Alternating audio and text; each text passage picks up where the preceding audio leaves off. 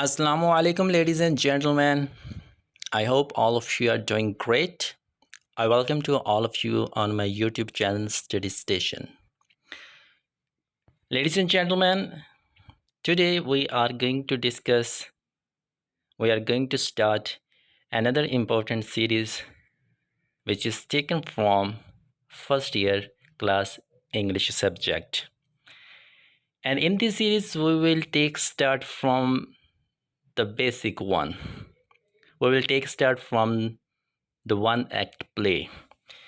First year की जो English है इसके अंदर एक बहुत ही खूबसूरत वन एक्ट प्ले का इंक्लूड किया गया है। तो आज से हम उस वन एक्ट प्ले को पार्ट्स के अंदर डिस्कस करेंगे। Basically this play is not in parts, लेकिन अच्छी अंडरस्टैंडिंग के लिए हम इस प्ले को पार्ट्स के अंदर समझेंगे ताकि हर एक चीज़ आपको क्लियर हो जाए, हर एक चीज़ आपको अच्छे तरीके से समझ में आ सके। ठीक है जी। So look at the title one act play. ये टाइटल तो बेसिकली प्ले का नहीं है, लेकिन चूँकि हम प्ले पढ़ने जा रहे हैं इसलिए ये पहले समझ ले वन क्या होता है, एक्ट क्या होता है, प्ले क्या होता है। ये चीज़ें डिस्कस करने से पहले let me talk about the play right.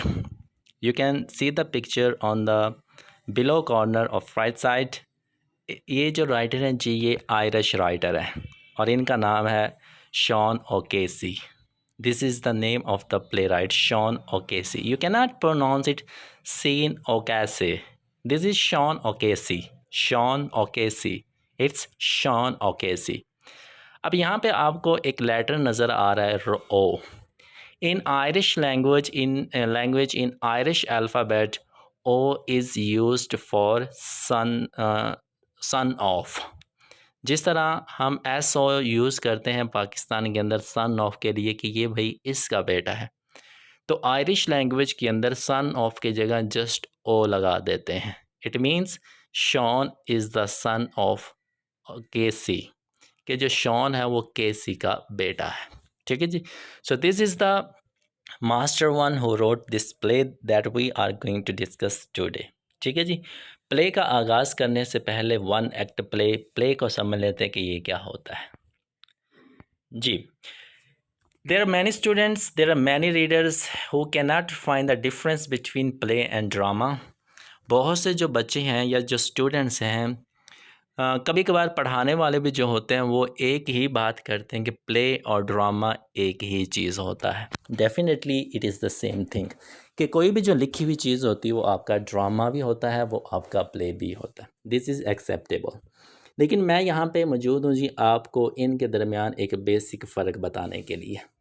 छोटा सा फ़र्क है, वो फ़र्क पूछा जाए तो आप वो बता दें, ना पूछा जाए तो आप यही कह सकते हैं कि ड्रामा और प्ले एक ही होता है। ठीक है जी। ड्रामा को प्ले, प्ले को ड्रामा कह सकते हैं। अब इनके दरमियान फ़र्क पूछा जाए, then how will you tell the other people the difference between drama and play. जी, कोई भी जो लिखी हुई चीज़ होती है ना वो आपका प्ले ही होती है। Anything which is in written form, anything which is a script, वो आपका क्या कहलाएगा? प्ले कहलाएगा। जब उसी लिखी हुई चीज़ को हम परफॉर्म करते हैं स्टेज के ऊपर जाके, तो वो आपका ड्रामा बन जाता है। This is the little difference between drama and play. अब एग्जांपल की मदद से आप समझें। फॉर एग्जांपल जी, कोई फंक्शन होता है या कोई कह लें आप तकरीब होती है कहीं भी, तो वहाँ पे कुछ स्टूडेंट्स ऐसे होते हैं जो स्पीच करना चाह रहे होते हैं, तकरीर करना चाह रहे होते हैं। बिफोर हिज और हर स्पीच उनके पास कुछ पेजेस होते हैं जिनके ऊपर उन्होंने उस स्पीच को लिखा होता है, और फंक्शन वाले दिन वो उसी स्पीच को याद करके स्टेज के ऊपर जाके उस स्पीच को पढ़ते हैं, बोलते हैं। पेज के ऊपर जो उन्होंने स्पीच लिखी हुई थी, it is a kind of play, और जब स्टेज पे जाके उन्होंने उसी लिखी हुई चीज़ को परफॉर्म किया, बोला, लोगों के सामने प्रेजेंट किया, तो वहाँ जाके वो क्या बन जाएगा? ड्रामा बन जाएगा। This is the basic difference between play and drama. लिखी हुई स्क्रिप्ट होगी प्ले, और उसी स्क्रिप्ट को अगर परफॉर्म किया जाएगा तो वो ड्रामा बन जाएगा। ठीक है जी, ये है इसका बेसिक डिफरेंस। अब और क्या चीज़ें ऐड कर सकते हैं, मैं आपको यहाँ से पढ़ के दिखाता हूँ।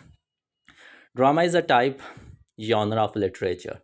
अदब की जो एक किस्म होती है, लिखी हुई चीज़ की जो किस्म होती है, यॉनरा होता है, वो आपका ड्रामा होता है।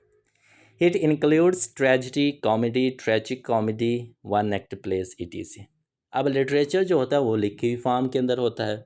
लिखी हुई फॉर्म मुख्तलिफ़ किस्म की हो सकती है, कॉमेडी भी हो सकती है, ट्रेजिडी भी हो सकती है, प्ले भी हो सकता है, स्टोरी कुछ भी हो सकती है। ये सारी चीज़ें ड्रामा के अंदर आती हैं। Drama is a broad term. Play एक छोटी टर्म होती है जो वसी होती है, लामहदूद चीज़ होती है, वो ड्रामा होता है। Example, drama is one of the 3 major literary genres. Literature के कुछ जॉनरास हैं, 3 बड़े जॉनरा हैं, उनमें से एक जो सबसे बड़ा जॉनरा वो आपका ड्रामा है। ठीक है जी। दूसरी तरफ प्ले की तरफ आ जाए। A play is the written script of performance of a drama. It is written to be perform on stage. लिखी हुई जो चीज़ होती है वो आपका प्ले होता है, और ये जो लिखी जाती है ये सिर्फ परफॉर्म करने के लिए ही लिखी जाती है। Plays is specific dramatic work. Drama का एक वर्क ही होता है। The end of the beginning is the play by Sean O'Casey. ठीक है जी। जी, अब आपको इनके दरमियान तो फ़र्क नज़र आ गया कि प्ले क्या होता है, ड्रामा क्या होता है। अब आपको इनके अलावा एक्ट, सीन और एपिसोड का भी फ़र्क पता होना चाहिए। ठीक है जी। अब जो लिखी हुई चीज़ होती है, प्ले होता है, उसके अंदर एक्ट्स लिखे जाते हैं। Act number 1, act number 2, act number 3। इसी तरह जो प्ले होता है वो इसी तरह से चलता है।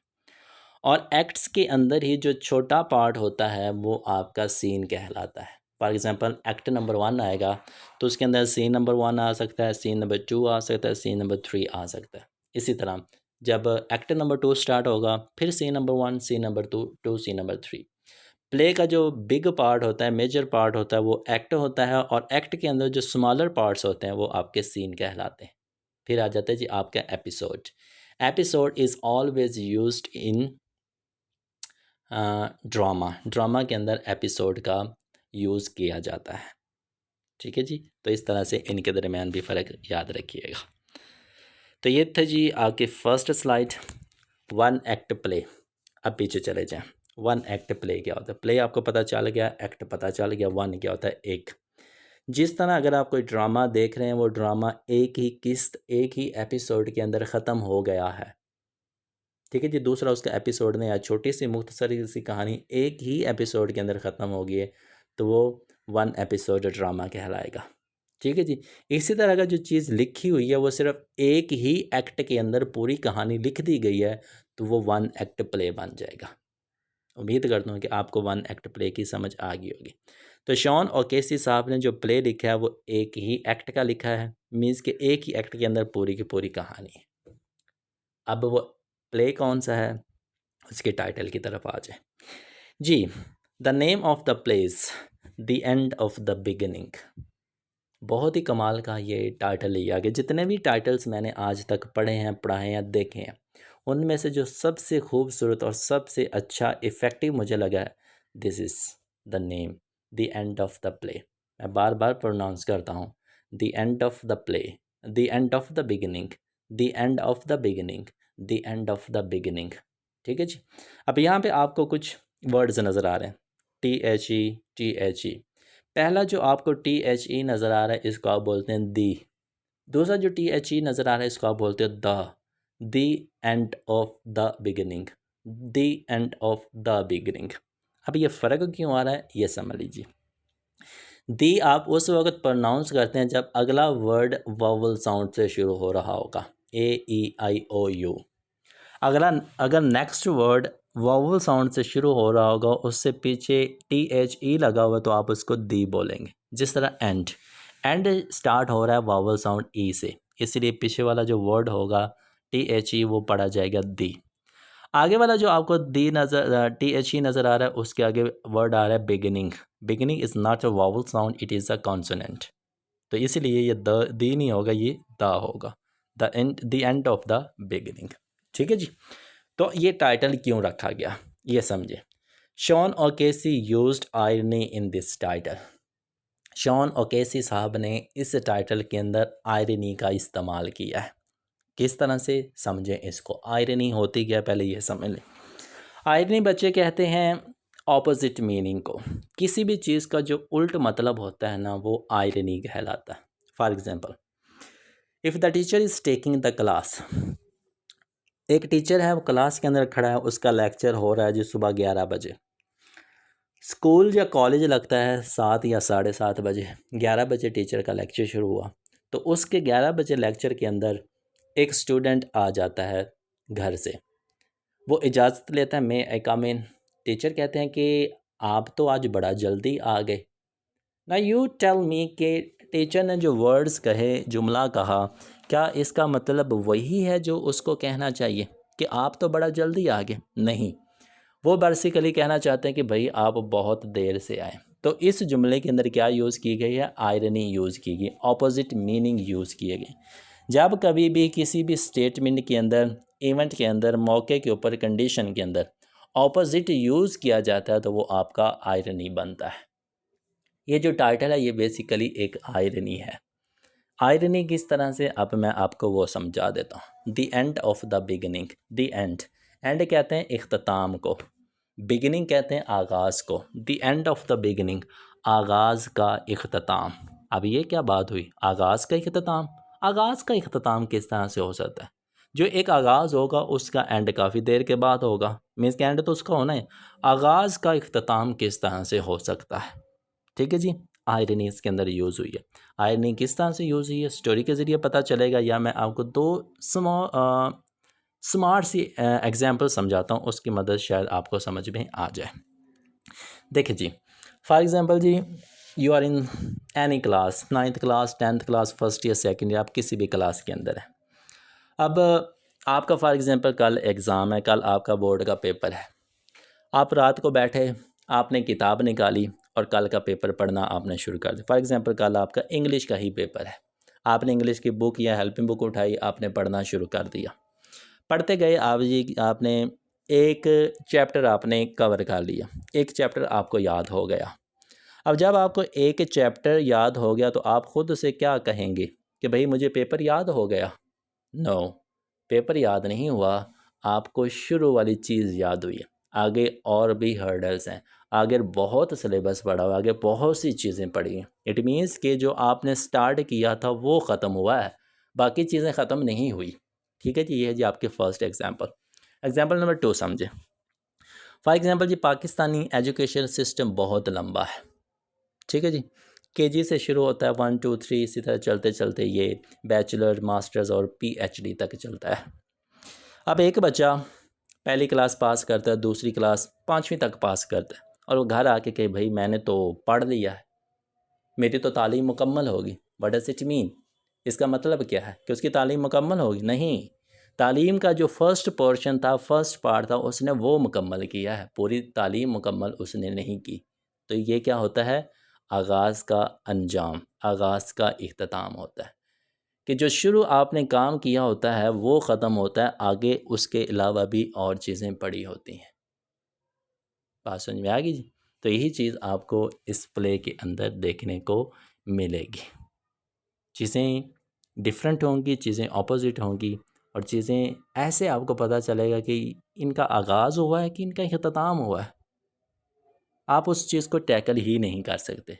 तो इसलिए इस चैप्टर के अंदर क्या यूज़ हुई है? आयरनी का इस्तेमाल हुआ हुआ है। ठीक है जी? अब बात करते हैं जी यौनरा। यौनरा क्या होता है? यौनरा किसी भी चीज़ की टाइप होती है। बेसिकली ये किसी भी चीज़ की टाइप नहीं होती। लिटरेचर की जो टाइप होती है ना, किसी भी लिखी हुई चीज़ की जो टाइप होती है उसको आप टाइप नहीं बोलते। लिखी हुई चीज़ का यौनरा होता है। इसको आपने जैनरी नहीं बोलना, इसको आपने यौनरा बोलना है। तो लिटरेचर होता है लिखी हुई चीज़, लिखी हुई चीज़ की जो किस्म होते हैं उसको हम बोलते हैं यौनरा। अब हमारे पास लिखी हुई चीज़ कौन सी है? ये हमारे पास एक play the end of the beginning. अब ये किस्म कौन सी है वो आज हम डिस्कस करेंगे जी। ये जो यौनरा है इसका नाम है आयरिश फसिकल कॉमेडी। ये है जी द एंड ऑफ बिगिनिंग का यौनरा, द आयरिश फसिकल कॉमेडी। अब इसका मतलब क्या है, एक एक करके समझे।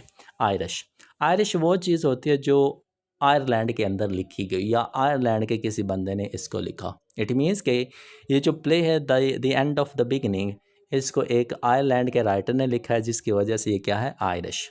अब तीसरे वर्ड को समझे, फिर सेंटर वाले की तरफ आते हैं। कॉमेडी, कॉमेडी कहते हैं कोई भी ह्यूमरस एलिमेंट, मजाक वाला, जिसके अंदर आपको थोड़ा बहुत हंसी मजाक मिले, वो कॉमेडी होती। फासिकल। फासिकल क्या होती है? फासिकल बच्चे कहते हैं कोई भी एक ऐसी मामूली सी चीज़ जिसको देख के आपको बहुत ज़्यादा हंसी, बहुत ज़्यादा जोश आए, बहुत ज़्यादा मजाक उसके अंदर से मिले, वो होती है फासिकल। किस तरह से? एग्जाम्पल की मदद से समझे। फॉर एग्जाम्पल जी, मैं क्लास के अंदर लेक्चर ले रहा हूँ, लेक्चर लेते लेते आई फील थ्रस्टी, तो मैंने बच्चे को भेजा जी, जाओ जी एक पानी का गिलास ही ले आओ मेरे लिए। एक स्टूडेंट उठता उठता है, पानी लेके आता है। उसने दरवाज़ा खोला, पानी का गिलास उसके हाथ में। अचानक से उसके हाथ से एक गिलास फिसला, गिलास नीचे गिरा, गिलास टूट गया, पानी सारा उस बच्चे के कपड़ों के ऊपर। अब गिलास जब कांच का था, टूटा, तो बच्चा नीचे झुका उस गिलास के जो टुकड़े उसको उठा ले, तो पानी बिखरा हुआ था, पानी से ऊपर वो स्लिप हुआ, वो भी धड़म से गिर गया। ठीक है जी। अब जितने भी स्टूडेंट्स उस बच्चे को देख रहे होंगे तो वो तो हंस हंस के पागल हो रहे होंगे कि ये क्या कर रहा है, पहले गिलास तोड़ा, फिर पानी गिराया, फिर खुद गिर गया। वो इस इवेंट को इस वाक़े को देख के ना बड़ा खुश हो रहे होंगे। अब देखें जी, बात मामूली सी है कि पानी आपने लेके आना है, लेकिन उस मामूली सी सिचुएशन ने एक बहुत बड़ा ह्यूमर क्रिएट किया है। सिचुएशन छोटी सी हो, ह्यूमर बहुत बड़ा हो, तो उसको फासिकल बोलते हैं। तो इस प्ले के अंदर भी आपको कुछ ऐसे एलिमेंट्स नज़र आएंगे कि जो बजाते खुद ज़ाहिरी तौर पे बहुत मामूली से छोटे से होंगे, लेकिन वो ह्यूमर बहुत बड़ा क्रिएट करेंगे। तो उसको क्या बोलते हैं? Irish farcical comedy. ठीक है जी। देन द थीम्स, कि जो स्टोरी आप पढ़ेंगे the end of the beginning, वो किस चीज़ के गिर्द रिवॉल्व कर रही होगी। So there are three things, major things that you need to keep in mind. Number one is gender roles. Gender roles, gender दो तरह के होते हैं जी, एक मर्द होता है, एक औरत होती है। ठीक है जी। इनके रोल्स क्या हैं, किरदार क्या है, इनके काम क्या है, मर्द के ज़िम्मे कौन सा काम है, औरत के ज़िम्मे कौन सा काम है। अब you look at that traditional society, तो औरत ने घर के काम करने होते हैं, बर्तन धोने होते हैं, खाना पकाना होता है, सफाई करनी होती है, कपड़े धोने होते हैं। ये चीज़ें सारी किसने करनी होती है? औरत ने करनी होती है। अगर किसी भी ट्रेडिशनल रवायती ख़ानदान को देखेंगे, सोसाइटी को देखेंगे, तो ऐसा कुछ देखने को मिलेगा। मर्द हजरात को देखेंगे तो मर्द हजरात ने बाहर का संभालना होता है, काम काज करना होता है, खाना पकाने के लिए सब्ज़ी वगैरह या दूसरी चीज़ें ज़रूरियात ज़िंदगी वो उसने पूरी करनी होती है। ये जेंडर रोल्स है। लेकिन इस प्ले का अंदर आपको ऐसा कुछ नज़र नहीं आया, क्योंकि ये प्ले क्या है? आयरनी, ऑपोजिट चीज़ें आपको मिलेंगी। इसके अंदर जो जेंडर रोल्स हैं वो भी ऑपोजिट ही हो जाएंगे, वो एक्सचेंज हो जाएंगे। ठीक है जी। देन डोमेस्टिक लाइफ, घरेलू ज़िंदगी कैसी होती है। अब औरत अगर घर के अंदर रहती है तो औरत घर के कामों को बेहतर तरीके से जान सकती है। औरत घर के अंदर रहती है तो उसको पता है कि घरेलू ज़िंदगी कैसी होती है। मर्द को बाहर की ज़िंदगी का पता होगा। तो हम औरत की घर की ज़िंदगी को अंडर एस्टिमेट नहीं कर सकते, ना औरत मर्द की बाहर की ज़िंदगी को अंडर एस्टिमेट कर सकती है। हर एक का अपना अपना रोल है, हर एक की अपनी अपनी रिस्पॉन्सिबिलिटीज़ है। जो बंदा अपनी अपनी रिस्पॉन्सिबिलिटीज़ को पूरा कर रहा है अच्छे तरीके से, तो वो अपनी जगह बिल्कुल ठीक है। Then we have humility. Humility कहते हैं बच्चे आजिज़ी को, इनकिसारी को, कि बहुत ज़्यादा मसला मसाइल होने के बावजूद भी आप इत्मीनान रहें, चीज़ों के ऊपर गुरूर ना करें, गलतियों को तस्लीम कर लें, तो वो होता है ह्यूमिलिटी। ठीक है जी। तो ये आपके थीम्स हैं, इन तीन थीम्स के गिर्द आपको कहानी नज़र आएगी। Then last one the characters, कि वो किरदार कौन से जो आपके इसके अंदर मिलेंगे। First we will have Darry Berrill. Darry Berrill, ये जी मर्द जो कि डोमेस्टिक लाइफ को या औरत की नॉर्म्स को चैलेंज करता है। ऑपोजिट है कि भाई मैं घर के काम करता हूँ, आप बाहर के काम करो। सिंपल, मैं आपको यहीं सिर्फ ये इतना ही बता सकता हूँ। कहानी जब पढ़ेंगे तब आपको सही मज़ा आएगा। अभी सब कुछ बता दिया तो कहानी का जो रंग है वो फीका पड़ जाएगा। Then we have the Lizzie Berrill. She is the wife of Darry. Darry की बहुत ही पुर इत्मीनान और समझदार जो वाइफ है वो लिजी है। ठीक है जी। इसका क्या किरदार है कहानी के अंदर हम अच्छे से पढ़ेंगे। देन बैरी डैरल, देखें जी नाम उल्ट हो गया, अपोजिट हो गया। पहले डैरी बैरल, फिर बैरी डैरल। ये आयरनी इसी तरह से काम करती। ये है जी डैरी का दोस्त बैरी डैरल। डैरी की मुसीबतों के अंदर इजाफा करने वाला ये कम वक्त इंसान है बैरी डैरल। तो ये तीन कैरेक्टर्स आपको इस स्टोरी के अंदर देखने को मिलेंगे। जी स्टूडेंट्स, लेडीज़ एंड जेंटलमैन, ये था जी हमारा छोटा सा टॉपिक, इंट्रोडक्शन तो इंशाल्लाह नेक्स्ट हम एक एक पार्ट करके चीज़ों को, इस प्ले को डिस्कस करेंगे ताकि आपको अच्छे से समझ में आ जाए। इंशाल्लाह आपसे फिर मुलाकात होगी। दुआ में याद रखिएगा। Thank you so much. Have a nice day to all of you.